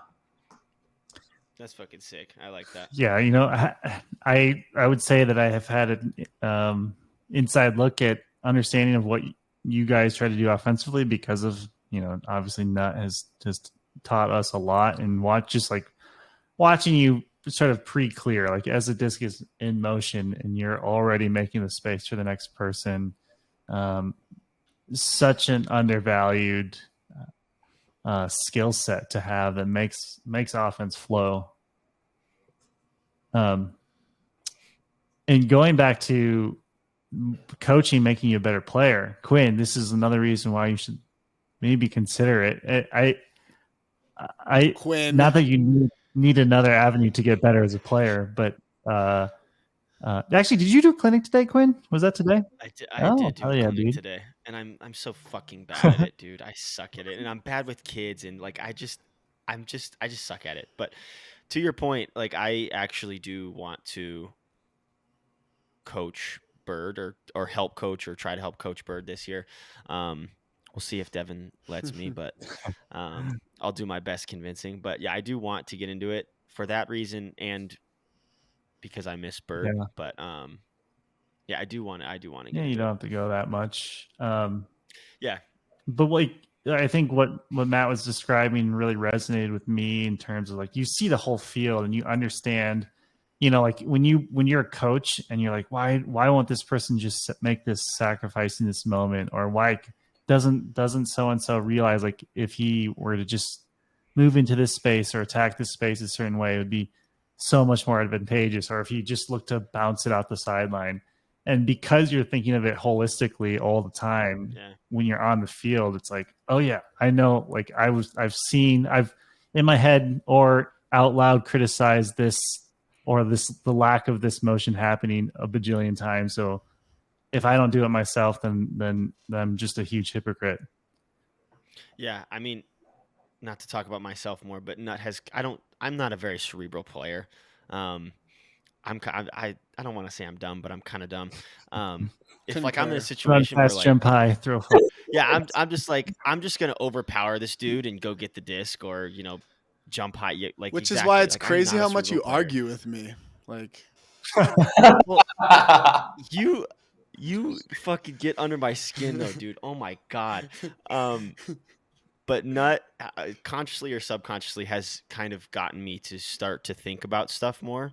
And I would still not consider myself as a smart or cerebral player, but Nut has kind of started to do that. And I want to get into coaching to up that side of my game for sure. You should, man. It's like, it's so rewarding. And I think for me, it's all about like, it's what you were describing, Mikey, is about expectations. Like, I watch something happen and I analyze like what should be happening on the field when I'm coaching. And so when I'm playing, I know when I'm in this situation, this is what I want to be able to expect from other people. This is my expectation of like what pattern will follow what just happened. And so that allows me to process the field really quickly when that pattern then happens, when my expectations are met. And then when they're not met, I'm like, okay, someone messed up. Something happened that wasn't what I expected. And that means it's probably off. And that helps me identify problems more quickly and like more efficiently. And yeah, I think I can't say enough about how worthwhile I think coaching is. Do you find that when something that you expect doesn't happen, that you turn the disc frequently in those situations? Me personally, it's probably most of my turns probably come from that, but I'm really afraid of miscommunicating with people like non-verbally on the field. So my teammates would probably tell you that sometimes they feel like they're super open and I don't throw it to them for some reason. And I was like, hey man, sorry, I didn't throw that because I wasn't totally sure that you were going to continue standing still, even though you were standing there wide open. So I decided to pump fake you instead. And sometimes maybe that, like nuts Padawan. It's crazy, dude. Like I can't get him out of my head right now. Everything you're saying, I'm just like, oh my god, Nut has told me that a million times. And when Nut like turns it, he's like, yeah, I really didn't expect that guy to do that thing. Yeah. And I was like, dude, I don't even know what you're talking about, but you turned it. Like I think Nut and I are different in that way. Like Nut will throw it and be like, oh, I was expecting this. And I will be like, ooh, I don't know if I'm trusting enough. So I'm going to holster, but I know it should have happened. Not just wants like to prove honestly, a point. Elijah Long, he calls that instructive throwing, by the way. I don't know if you've ever heard that. Yeah, instructive turnovers. Great. I'm glad we're on the same page about that. You should make fun of him for it because it sounds ridiculous. But it's also real. I think Elijah Long is a better example of like a direct disciple of Nut in that way. Like Elijah will catch the disc and be like, someone should be here. I'm going to throw it regardless. And like Siraj and Andrew are nodding in the background because they know. And that drives me crazy. I'm like, yes, you should have expectations. You should think that people are going to do stuff, but also like you got to look like, and it's not. I'm not cool like blaming other people for not making a cut. Like if they weren't cutting, I shouldn't throw it. If they weren't there, like it's my turnover. So I'm just the worst ones ever when someone catches a swing in the end zone and just before looking throws an around backhand to someone, and that's like classic like high school like no one's cutting to the break side, like you just threw it. Like that's the most insane fucking thing to me. Who cares about should? Like, who cares if someone should have been cutting? It's like we don't live in the hypothetical world. We live in reality. What if no one was cutting? You're the dumbass that just threw it to no one. It's insane, honestly. Those you don't see those too often, especially now, like at higher levels. But you still see them every once in a while, and it's so ridiculous. Yeah, it's hilarious. It is hilarious. Kins, do you consider yourself a cerebral player? Just going back. I think I would need to see like a definition of cerebral to decide if I consider myself a cerebral player. I think you're closer to me in like the intelligence on the field than you think. I think you're projecting. Let me think about that. Maybe that's possible. Mikey, what's your take? I'm also curious. So, like, if neither of you are identifying as being particularly cerebral, what heady. do you argue? I'm heady. I'm a heady player. I swear to God, I'm super heady. I think these guys might like to point the finger at each other from time. No, to time. when Quinn and I are arguing, it's like Definitely. someone made a mistake and we don't want to like admit to the mistake or like the other, like that kind of thing. It's not of like it's not like an X's and O like like that type of thing. Oh, the one that these guys were arguing about this summer, Quinn threw a turnover to Spicer, catch D. Oh my God. Kins is clearing the space. I was flipping. Oh my God. And Spicer poaches off of Kins as he clears. And this is a simplification. Kins is the one in the stack, and I catch a swing. And we're flipping the stack. You're arguing. And instead of going across the field like he should, it being an option, he fucking goes deep. And Spicer was guarding him, and Spicer's like, yeah, I'm not going deep with him. So I threw it right to Spice because, yes, I shouldn't throw the turn, but Kins has to take responsibility for like at least 50% Quinn, you're the guy who threw the around backhand without looking, dude. Notice that. Notice that right now. It was Spicer made the cut for you. Yeah, Spicer made the right cut. That's funny. That's good. That's really good. Oh boy, I don't know. Yeah, no, I don't know. I think can someone tell me what the definition of cerebral is? Does that mean? I'll look it up for you. Does that by definition mean you're not cerebral? I've not heard it in this context before, I guess.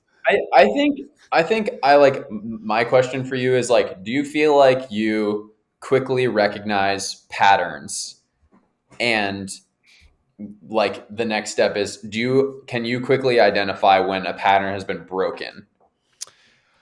Because that's like, it's all about being able to anticipate what's going to happen next. I would probably describe from a coach's perspective, I would describe them both as more instinctual, but have played. I mean, Kins especially has been playing for so long that I think a lot of things come very naturally to you, Kins, and you know, over the years, you think about the game a ton. And like off the field, you think about, well, we could do this, and et cetera, et cetera. But I really don't think your play style is not like read the defense and then, you know, go through your reads and then, you know, make the choice based on that. I think it's all mostly instinct. Right. No. Yeah. I mean, I don't know. Like, Matt, you're like, when you like are on a point, you're like, whatever, the reset. Are you like looking downfield and trying to like see? I mean, I guess I'm never like looking at like, no, I'm not like looking at what the defense is doing on that point. Will recognize maybe like a force or something, but I'm not like, I don't know. Like other than that, I guess it's more like after I come off the field that I'm like thinking about what just happened and thinking about what they were doing. I guess I think that like the position that I play really informs like how much reading I have to do. Yeah. Like as a handler, there are so many more people in front of the disc, in front of me, that I have to process in order to like throw a downfield pass. And I think throwing deep from the handler spot is really hard now because you've got lots of defenders to contend with, lots of defenders where you need to know where they are before you throw it into double coverage or whatever. But you probably catch the disc from a downfield position more than me, and you get to look at fewer defenders. And then it makes way more sense to be that much more instinctual. And Quinn, I definitely think of you when I say that. Like you catch big chunks and then you get to look at one dude in isolation. Yep.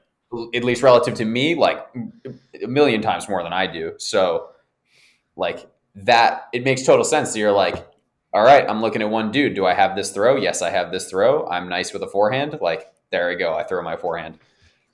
You just described me as a player.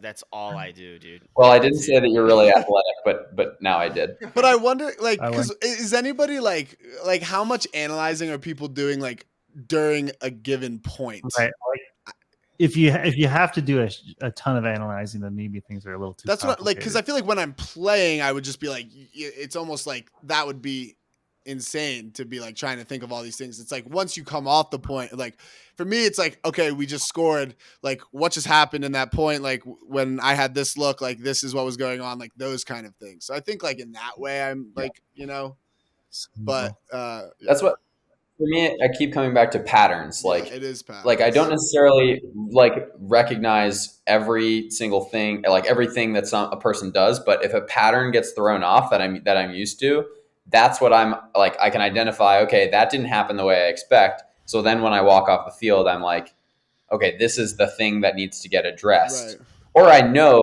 the pattern was deviated from because of how the defense played. And I'm like, oh, good job. You made the right adjustment. You deviated in a way that made sense. But that's what helps me identify like what needs analysis when the point is over. Yeah, right. Because sometimes it's just hard figuring out, like, I think it's, especially because we've all played Ultimate so much, when the pattern gets disrupted, it's very easy to feel when that's happening, but then identifying like what did happen. Because a lot of the time it's like I go back and I'll watch the game and I'll be like, well, this point fell off. And then I'm like, oh yeah, like that person was just like standing like 50 yards downfield, like during our point, or like this person just like didn't finish the cut in like the way, something like that. Yeah. Yeah. And some defenses, like the best defenses, I think are the ones that are particularly good at disrupting like common patterns of the offense. Yeah, totally. And that's, I think, like a lot of the like Colorado Bird Bravo Force Middle is great at disrupting patterns. And so then it becomes way more about like solving the puzzle of the opponent's defense than like relying on, mindlessly executing, not mindlessly, but, like executing the patterns. You have to create a new pattern. Yeah. Yes. Right. Yeah. It's for sure. Right. Cool. TK would definitely be happy, I think, to hear you say that for sure. Yeah. He literally uses those words. I'd like disrupt it. Like you said exactly what he disrupt says. Flow. I think Kins had mentioned that TK says make it choppy a lot. Yeah. Ooh, I like that a lot, actually. I'm gonna also cerebral. You make decisions using your intelligence or cold hard facts instead of your emotions. See, I could just I could never do that like in a game. I feel like in a game it's all feeling, maybe during a point, but even like a lot of the times I'll have a hunch of what I think is going on during the game. Like, oh, this felt wrong. Like, I think this is what's going on, but I can never really confirm that feeling until I've like went and watched the film. But I would like to know, like, I don't know. I mean, I'm sure Nut is like, I knew that they were 3-4. Like, I don't know. Yeah. They came down, they were forced middle for like 7 seconds, and then they switched it to a trap side with like deep over the top. And like, this is like 1 point of playing. Yeah. I don't think just sprinting around and Nut is just. I don't think it's too fair to say that one is like so clearly better than the other. Like the sports psychologist in me like thinks that it's really important for people to do what works best for them. So like if overanalyzing is like not your zop, like not what gets you playing your best, then like it doesn't make sense to try to be that thing that you're not.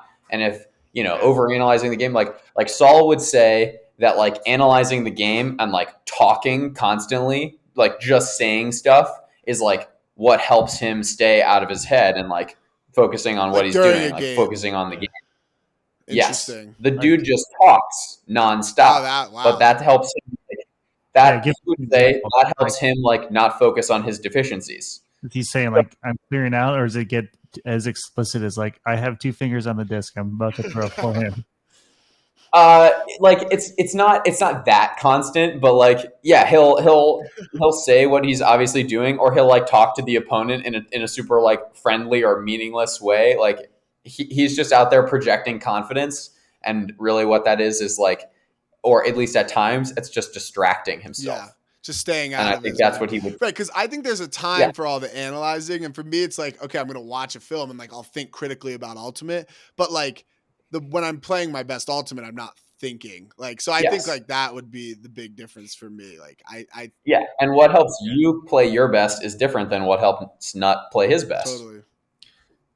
So go Nuggets, NBA champions, Nikola Jokic. How would we describe him? Do you think he's more instinctual or cerebral? I think you can be both, though, is what I'm saying. I don't think anyone is like that cerebral. Like, no, I don't think you're playing basketball or ultimate and using this like how could you be these like facts, whatever the definition was? I don't know. It just doesn't sound. But maybe that's me just projecting. But it doesn't sound like it makes sense during a. I think he's pretty cerebral. I've been seeing clips. I've been seeing clips of like cerebral after the fact. I think he is cerebral before and after the fact. Yeah, I saw a clip of Pat Bev talking about the first round matchup against the Nuggets, and he kept saying, like, he kept talking about how Jokic was calling out what their plays were before the plays happened. Wow, yeah. And like they were just like shutting the plays down just purely because Jokic was just like, oh yeah, it's this, and he'd just tell everybody, and you just like make a hand sign, and then they would shut the play down. That's really compelling. I think you convinced me, Quinn. I will say that I think Jokic stands out to me as like being not like American trained basketball player. Like the way that he moves and the passes that he makes, you know, he's not like doing very generic like fake high, pass low, bounce pass, you know, post entry. I don't know. He just like he bounces the ball on the ground and then he like throws the ball to people, and he just like oh, I'm gonna put it off the backboard and in. Like, I don't know. There's that quote Chance sent in our Slack the other day was just like, I pass it when I'm open, or I pass it when I'm not open, and I shoot it when I'm open. And so like I feel like you want to, when you're doing those types of activities, I think you want them to be simple. Like you don't. Like if all these things were going through your mind, like I just find it hard to believe that you would be like performing. I think like even the play calling thing, I think that is from prior to the game. Like he's, you know, you can understand like what their plays are, and then you notice them in the game. And that's still just like the recognition of a pattern once you're in the game. But yeah, and maybe those instincts are developed from being cerebral, you know, even if you're not, you know, quote unquote studying. What I really like about Jokic, it's so endearing to me, is like I'm also a LeBron fan, but you know, like at post game, LeBron does like a reporter will ask him about a play, and then he goes on this long monologue about what happened, this possession and that possession, and blah blah blah, and it almost feels like he's putting on a show. And I kind of almost a little, I think it's super awesome, but also a little off-putting. But then Jokic is like, you know, I don't really remember. I think I passed it to him probably because he was cutting and he was open. And yeah, I'm glad we won. I think everyone wants to be the one that's like, yes, like that's like LeBron who recites like step for step what happened. But yeah. I think the main takeaway is to be the best player in the world, you have to be cerebral and instinctual. I don't know, but here's the Jokic quote. It's from 2014. Basketball is all about teammates. When I'm open, I score. When I'm not, I pass. I play basketball as simple as I can. I don't jump high. I don't run fast. I don't think so much. I don't think so much. Cerebral. Okay, we got it. Oh, wait. I butchered it. It says I don't think so much about the NBA. Oh yeah. So whatever that means. Yeah. I do think that's a pretty big key in unlocking, you know, performance is not being stuck in the moment, or sorry, not overthinking in the moment, but just playing freely. And Chance literally called me out in the comments. I didn't even see this till just now. Yeah. He said, "Sorry, at Quinn Finer, jumping high is out this year." Yeah. I didn't see that till just right now. But, you know, tying this back to Matt, you describing our play styles, Bravo, and what TK mentioned about just play good defense and grind it out.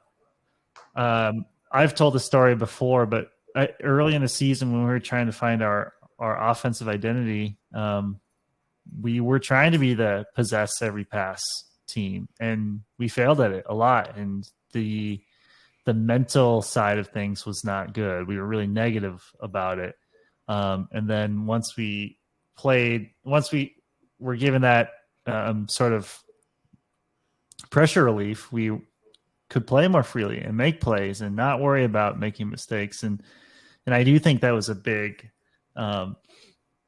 positive for us. And another thing is I've been thinking about a lot now that we're going into 2023. Club season is basically starting, and Matt, I'm curious to hear your perspectives on repeating, defending, and maintaining positive culture, because we've had the fortune of being together quite a bit on this pod, just talking about like, let's make sure we don't fuck this up. Like, let's make sure we don't get negative. But then, as Summit, we lose to Salt Lake, and it almost felt like the world was ending to me. Like, I don't know if I was projecting that across the team, but I felt that energy from the group. And I was like, afterwards, like what? Like, we just talked about not doing that. Yeah. And then in the moment, it just, you seize up and you can't avoid it. Yeah. That's really interesting. I think you said a lot of things that stood out to me. I don't know if you all know this. I don't think I haven't told you probably, but I just finished my master's degree in sport and performance psychology, actually. So I've been thinking about things like this a lot recently. And what stands out to me about and what has informed a lot of our repeat efforts, I think, not necessarily because of my degree or anything, but is this distinction between process and outcome. And it's really easy to get caught up in the outcomes of specific plays or specific games. And particularly in the AUDL, I think it's very outcome driven. You play one game at a time. And that's something that bothers me a little bit about the one game format. But anyway, I think part of repeating, part of the, I don't know, being successful in repeating requires you to be focused on the long-term process, the journey from beginning of season to where you ultimately want to get to. But that being said, it's really easy to get caught up in outcomes, because talking about repeating is inherently outcome oriented, I think. And I think that was one of the reasons that Ring struggled. And I think that's one of the things that Darkside does better. Yeah. Does really well. Can I hire you as my sports psychologist? Please. Oh my gosh. Dude. Yeah. I'm starting a private practice. And yes, I need clients. And are you actually? Yeah, so I graduated a little while ago, excuse me, and trying to get a little private practice going. I shouldn't say little. I'm trying to establish a private practice and tap into the Frisbee community. And it's really helped my coaching and helped me personally. And I'm sure I would love to, and I'm going to be consulting with some local club teams here, and I have a few athletes that I consult with, but I'm trying to become a mental performance coach. That's my official title. That's sick. I've honestly thought about going to a sports psychologist before. Sorry, Mike. First question for my sports psychologist would be how to deal with internal pressure. Yeah, that's a really good question. Don't answer, I think Matt. You gotta make them pay for that shit. Well, no, this is on the clock. I'm gonna Venmo him after. That's okay. Yeah. Okay. I think I believe in Quinn. He's gonna hit me up later. I think it's this is going to be a little bit of a cop out, but I think it's important to try to figure out where does that pressure coming from? Is that pressure that you've created internally? Is that pressure that's external? And and from there are various skills and tools that we can use to help you think more productively, focus on the moment or focus on positive thoughts that give you confidence or whatever. But at the end of the day, my first question for you would be where is that pressure coming from? What does that feel like? What is your experience of that pressure? Because it's not enough to to just say like, oh, you feel pressure. Well, here, if you do X, Y, and Z, then like that'll treat your symptom really well. Like, the core of your internal pressure might be related to Frisbee, might be related to broader parts of your life. And I think like it's in my practice, it's really important to me to treat people as whole people and not just as like athletes who have problems that need solutions. So we'll sponsor you as a podcast. Yeah. That would be sick, guys. That would be awesome. I'll give you a little plug at the beginning of this. All right, sick. That's great. Yeah, like I'll read it. Like, but then you got to give Quinn like a free. Like we need it has to be like someone's using it, so that Quinn can be like, I can confidently say that this sports psychology program.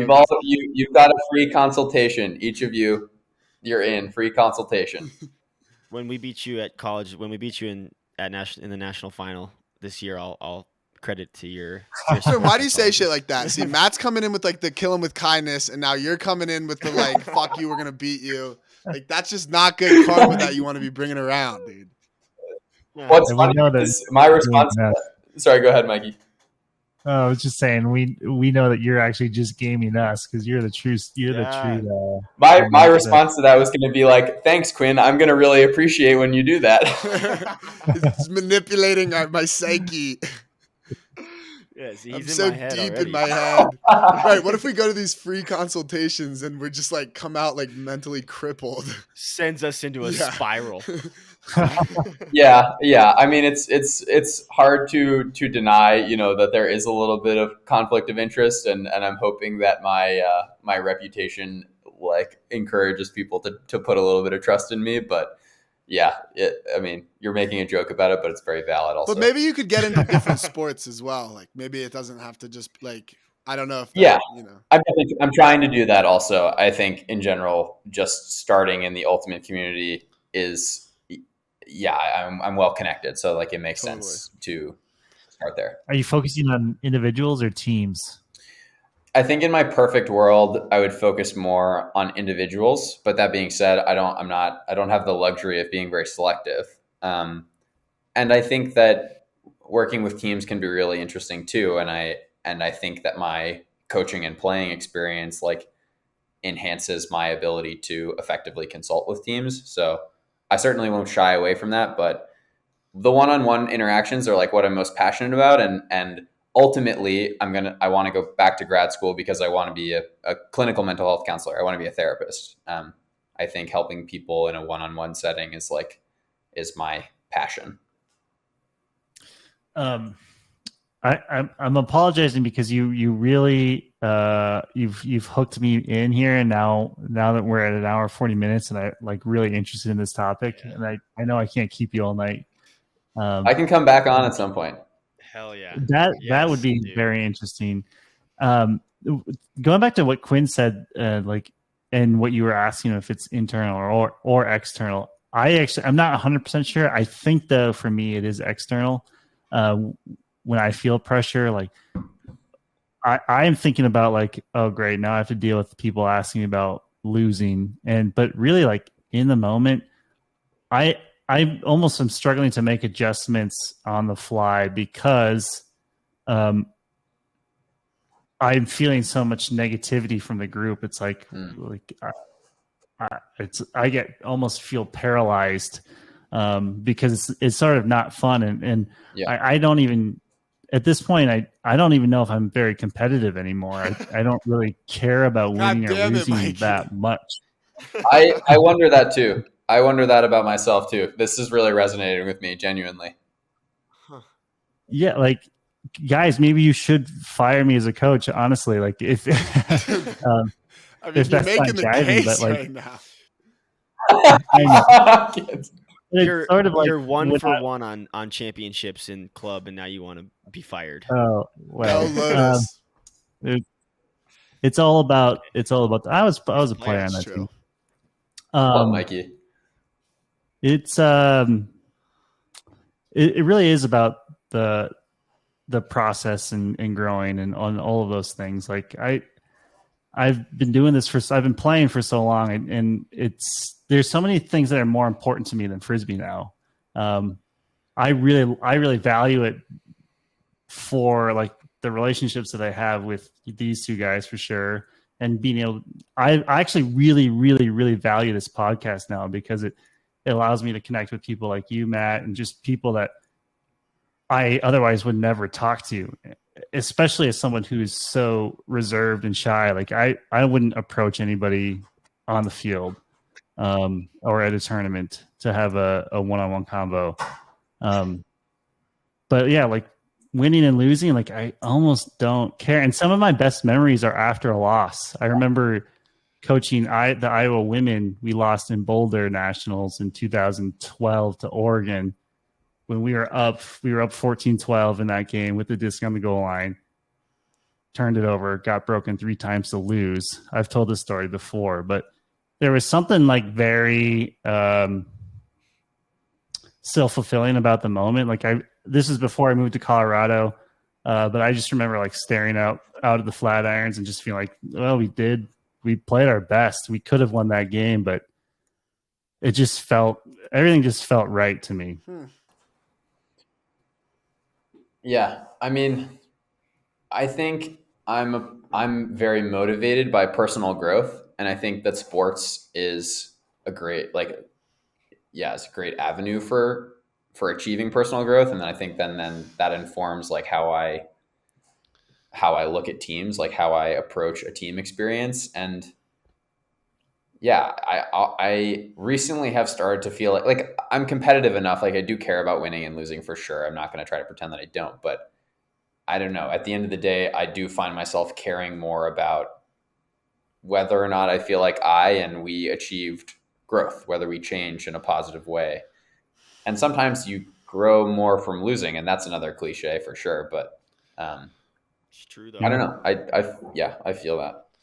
The winning is a weird thing to factor into like how much it matters, because I go back and forth on it a lot. Like I used to care a lot more about winning, and around nationals I cared the least, and maybe that's like fading away a little because I feel like I was upset after our loss last weekend, and I care. I guess just some part of it is like I get scared to say like I don't care about it at all because it just doesn't feel right. Like when I say that, it just doesn't sit correctly in me. Like I'm kind of like lying to myself, like trying to like force it. Like you don't care, Kins. Like stop. But like I kind of do care, and because part of it is I think just like it's like one metric of just like you're doing a good job, and like where like I want to.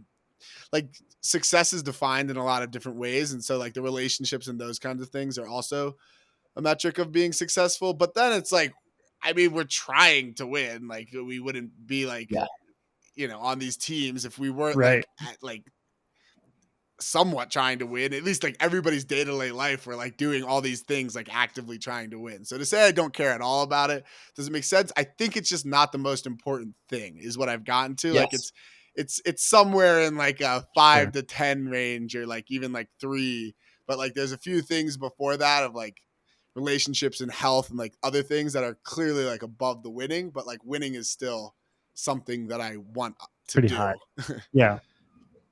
That's exactly, Kins, when you have talked on the pod about your orientation to winning and like how you felt afterwards, that's exactly what I've thought. It's like, this sounds like a person who is recognizing that winning is relevant, is important, but that there are other things that are as equally, or if not more important, more relevant. Yeah. Yeah. When you mentioned feeling relief, I also sometimes feel some validation. Like it's sort of proof that we were doing it the right way, even though we were always doing it the right way. But even, I mean, it's a weird thing. Like, would we have, we may never have started this podcast if we didn't win nationals, because that resulted in us having a conversation in Kins's garage, and also probably gave us a large enough self-confidence to like, oh, we know what we're talking Maybe about. you. So maybe somebody will. I already had the self-confidence. Slash was wanting to do the podcast for like a long time. There has been a request for the really? podcast, by the way. Yeah. Saul. Yeah. Saul requested it. Oh, it was it was Saul. He wanted you and Terrence to have Terrence on and do it. Maybe we will. Also, Gooch, if you see Saul when we're all at championship weekend, Saul and Kins are racing. And John Lithio. And we'll throw Lithio in there too. We're throwing fucking Lithio in there. There's no way he's getting by. It's me, it's Saul, it's Lithio. Maybe we should do like another fast person too, just for like a reference point. Like maybe we throw Alex in there just as like a. Alex would love to race. Alex would always love to race for sure. And that might get us motivated. I don't know. Like it could be fun to have a real fast person in there, but it could mess it up too. Like, cause like, you know, then the best you can do is second place. Like maybe I'd be more motivated if I thought I could win. He can do it. He can be like the rabbit. He can peel off before the finish. He's just the pace. I think that would be a good visual cue for all the people watching. Just to, I think that would be good. Maybe AD's too fast though. Yeah, we could. Or pick like winner else. gets to race like AD, and then we kind of know where we're at. Something. That's a good idea. What's the distance of this race, Kins? I feel like we said in one of the comments. I don't know. We did. I personally would vote for the longer distances. Like let's just make like, you know, it's a frisbee. We're frisbee players. Let's make it 70. Okay, that seems fair. Okay, but I feel like Saul is gonna want like 40. Saul said 40, and sure. I feel like 40 is what it has to be. But I would like, we can do splits. Is it a hot take for me to say this is John Lithio's race to lose? Like I feel like that's not a hot take. That's okay. Cool. Yeah. Why? Where?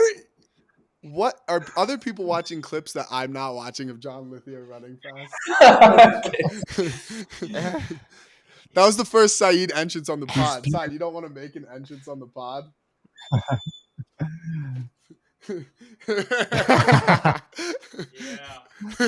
This is why Saad doesn't make entrances on the pod. Okay.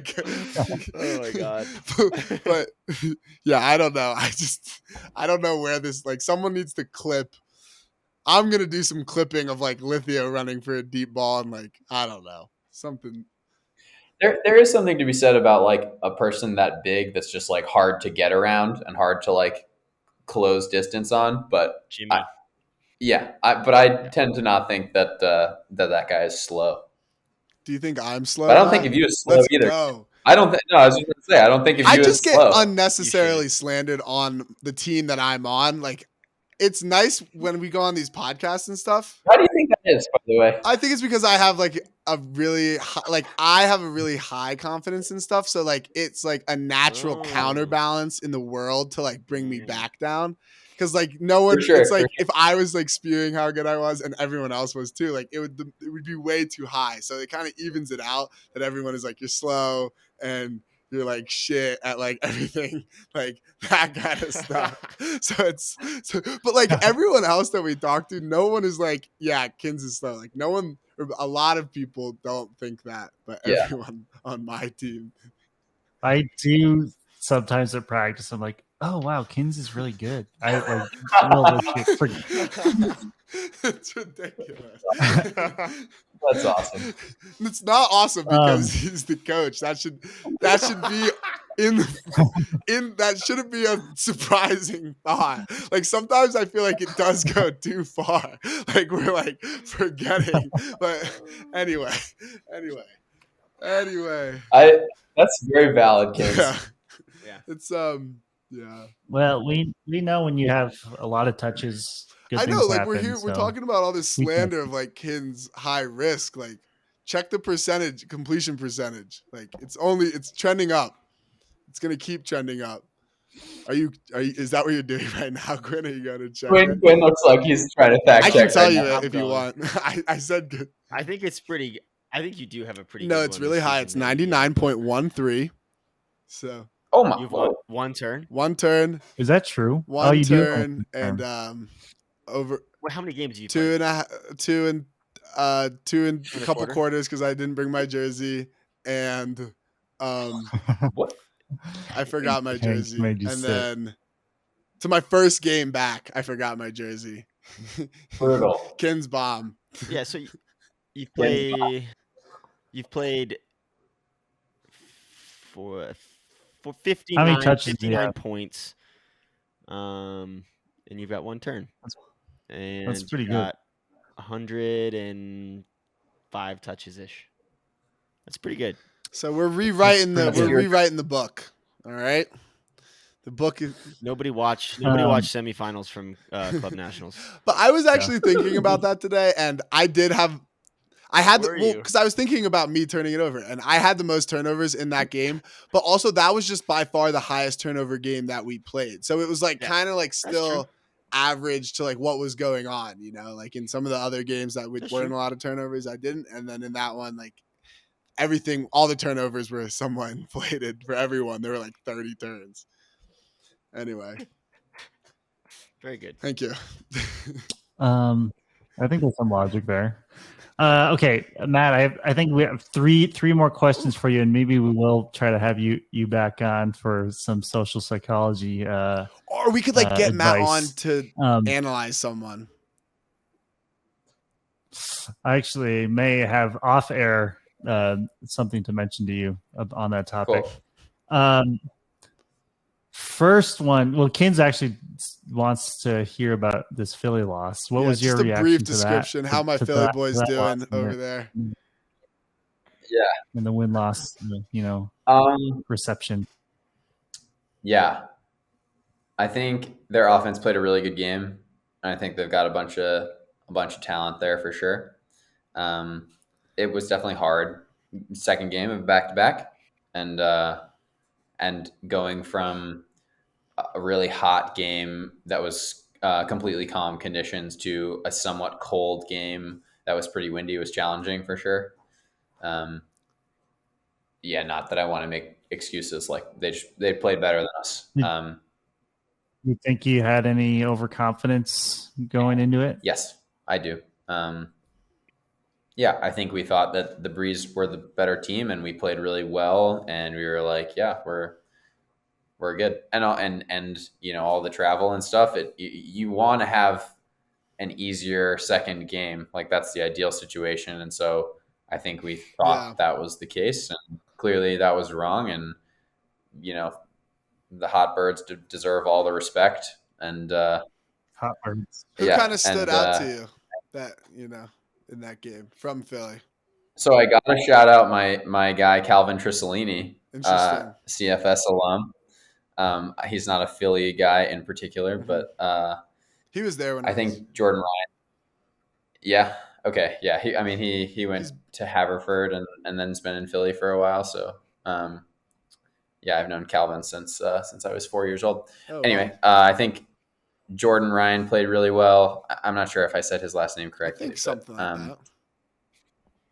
And James is really James is really good. Like I, for a while, thought that James was one-dimensional, and I think it's really obvious that is super inaccurate. And James played a really good game, and as much as I thought that there were moments in that game where like, oh, we have them in a tough situation, or we have them having made a poor decision, and James is just like, no, actually, I can throw a backhand hook out of a double team to someone who's open, and it will result in an easy score. Or like, no, this 50, like this huck that you thought was 50-50 going upwind is actually like easy for me because I am super tall and athletic. Huge that's cool. So James is super good. James deserves all the hype. And they've got they've got a bunch of good players who deserve serious recognition. Greg Martin's really good. Sean Mott's obviously good. Yeah. Did I see that Mott's going to Pony? Where did I? Yes. Yeah. Is that true? Yeah, I saw it in Jack's Instagram comments. That's crazy. Whatever. What about watching them? I've only watched them pretty much play you guys, but what about is his name Paul Owens? I know his last name's Owens. Is his first name Paul? Owens. When I watched that guy play D, he's an animal on D, dude. Is that accurate? Yeah, I don't think he's a great matchup for Joe personally. Probably not. I don't think he gave Joe a super hard time, but I think he's really good at defense. He's got a great motor. He's like quick and pretty fast and quite long. And so it makes sense to me why he defends Jack really well. And yeah, I think that guy's super legit. Like, candidly, we continue. Like, Liam has spent the last couple years trying to convince him to move to North Carolina. So we both said something to him after the game. I asked him, so when are you moving to North Carolina? He said, I'll ask my girlfriend, but I don't think she loves the idea, or something like that. Yeah, that's funny. But he's legit good for sure. Yeah. Second to last question, the penultimate question. Can you name your all-time starting Darkside team? And on the note of people moving around, what's up with Darkside players not leaving? Why don't you come out to Colorado? What Darkside players leaving? You talking about just Jonathan, or? I'm saying there aren't enough Darkside players. Okay. There was a time there where I almost moved to Colorado, but Dude. I'm pretty happy here at the moment, here in North Carolina. All right. How have you not ever thought about this before? I feel like you should have a top 7 right off the rip.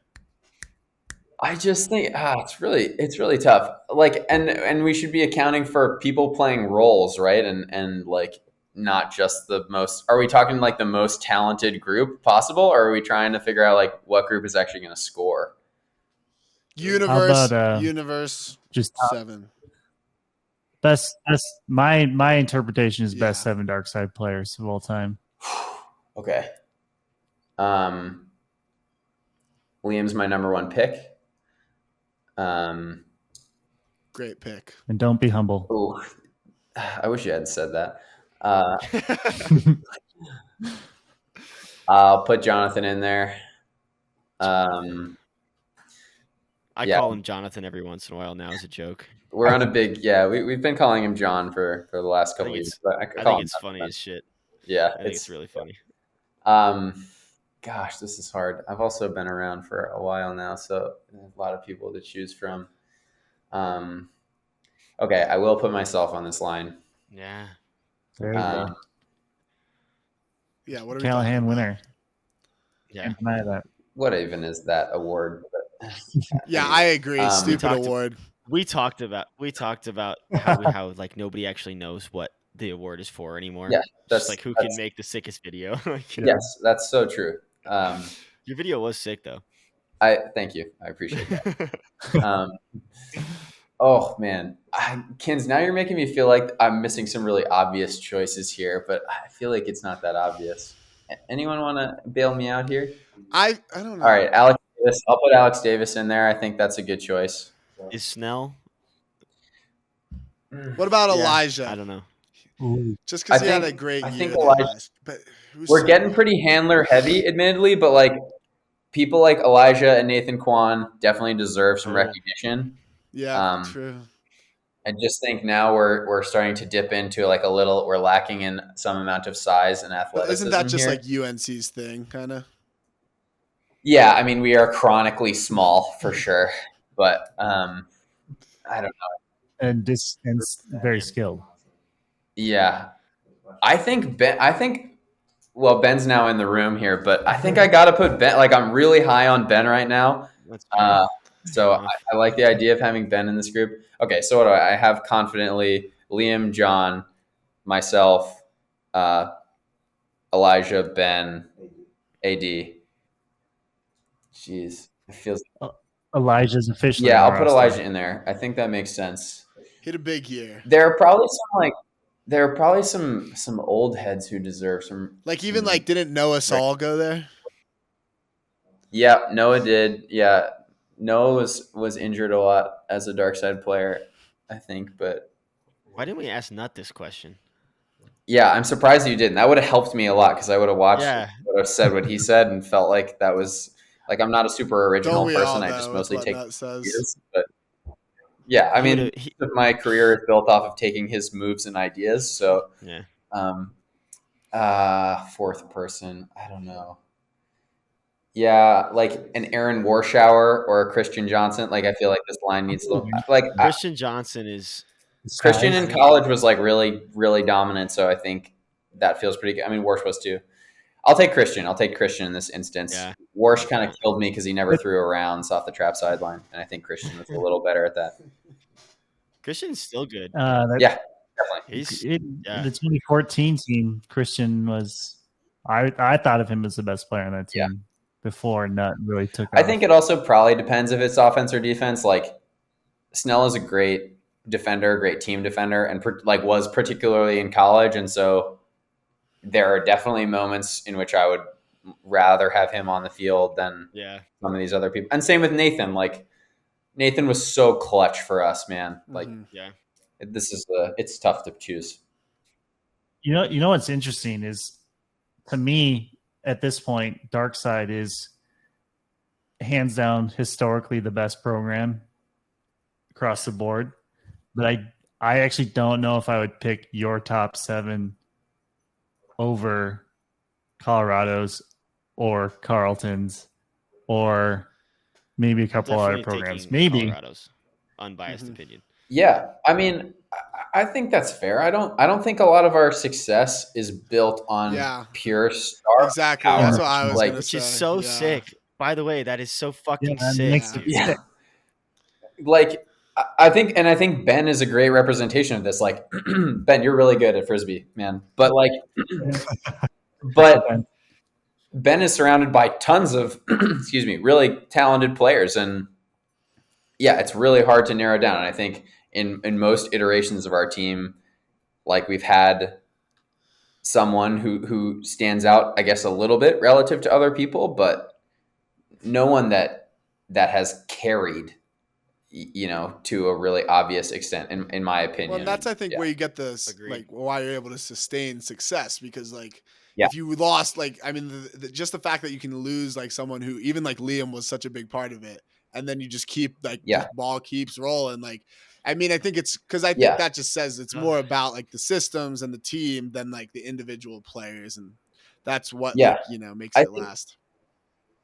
Yeah. So in some ways, I think I'm going to choose to take that as a compliment, that you would take Carlton's or Bird's like top 7 line over ours. And I'm happy with the team results, team outcomes. It's also why you guys struggle in club because, Didn't they just win?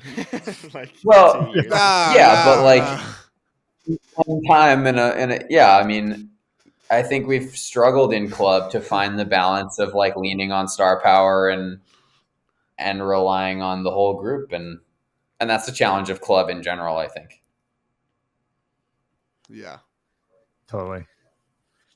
Okay, my last question is maybe for the to be continued part when we have you back on, and that is what do you have any reading recommendations for sports psychology, and if not, have you read The Barcelona Way? It's not a perfect book, but was the impetus for a lot of what I like to do culturally, and it was one that Bob Cryer gave to me in 2019, and then I bought a few copies and handed them out to Mama Bird players. The Barcelona Way. Yeah, and evidently, I don't know if this is true, but Jarvis claims that Ted Lasso is based on the Barcelona Way. Wow. Okay, I've not heard of that. That's true, and I'm gonna have to get a copy of that now for sure. One thing, I could probably find you one. It's not in circulation anymore because evidently there was some plagiarism in the book, but it's still quality stuff, content, and you can find recaps. I would love online. that. I will hit you up about that for sure. Okay, I think there's definitely some value in The Inner Game of Tennis. Ooh, I love tennis. Though I think that book on the shelf that's there. like there's lots of high view value in The Inner Game of Tennis, and as much as I think that's important, I'm a sucker for tools, for things you can actually like learn and do. So I think honestly, a book that I've gotten a lot out of that's not necessarily as much about individual psychology as it is about like teams and groups is The Culture Code by Daniel Coyle. It's a book that talks about like the common characteristics of like really successful groups and teams. And so, the San Antonio Spurs get referenced. Really successful heist crew gets referenced. Oh, nice. I would strongly recommend this book. I think like a lot of there are some things that are sort of steeped in Darkside culture now, particularly like team meeting structures that are very much derived from some of the stuff in the Culture Code, particularly like Navy SEAL after action reports. That comes to mind for me. So I would definitely recommend that book. I think The Inner Game of Tennis is really good.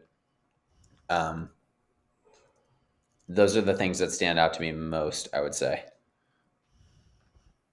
Sweet. I'll definitely check The Culture Code out. I think you would really like that, Mikey. We don't know each other super well, but I think that you would really like it. It sounds, just the title alone kind of grabs me. Cool. Well, thanks for staying on for 2 hours here with us, Quinn, Kins, and any final closing thoughts from Matt before we go to bed? So thanks for coming on. Yeah, do you have any awesome. Gooch bombs? Is Joe playing Ring this year? Would you like to drop that on the pod? Joe's not playing Ring, but a man by the name of Matt Rader is going to be suiting up in black and orange this year. Good bomb. Is that true? Sockeye is dead, dude. Oh my god. Are you serious? That's a Gooch bomb. And you know what's crazy is we could not convince Trent to just stay out here in That Colorado. Is dumb. But like he was captaining already. Dumb. So. Yeah. Thanks again. Best of luck to you this season with all your different teams. Not too much luck. Maybe not a ton of luck. Fair enough. And good luck to everybody in the room. Hopefully we weren't too boring for you. And I know, Don, I think you're headed to U24. I think Ben is too. Yeah. Pretty soon. We're talking about Ben Dameron. Yeah. Oh, I thought we were talking about Snell the whole time. No, sorry. It's I knew it was cerebral. Quinn, baby, come on. Quinn is cerebral. It's been decided. Quinn is so heady. All right. Well, good luck to y'all. And thanks guys. This was super fun. Big fan of the pod. Happy to have been here. Peace out, everybody.